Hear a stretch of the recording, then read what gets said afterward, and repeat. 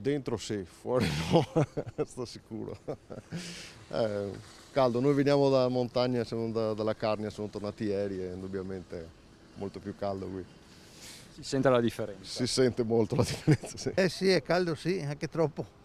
Anche troppo. It's very hot. Yes. Yes. Too hot. No, not too hot. Il giorno più caldo dell'anno, almeno stando alle statistiche, ai vari bollettini, Lucifero che colpisce duro anche in Veneto. Chi può va al mare o in montagna meglio ancora, chi non può cerca refrigerio al centro commerciale. Provate un po' di refrigerio. Sì, sta bene dentro.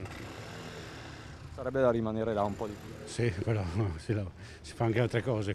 Com'è lavorare con questo caldo? È abbastanza fastidioso, grazie. Arrivano le ferie e non arrivano? Arrivano, prima o poi arrivano per tutti. Com'è lavorare in cravatta nel giorno più caldo dell'anno?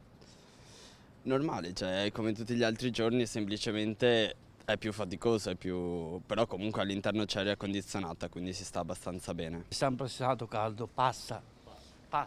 Lei sta bene? Sì, basta sudare, se sudi secondo me è una pentola a pressione.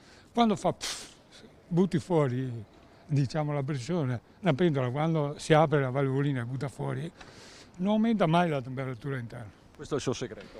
No, il segreto è così per tutti, chi suda sta sempre bene, è un po' appiccicoso ma si sta bene. Vorrei vivere in Alto Adige.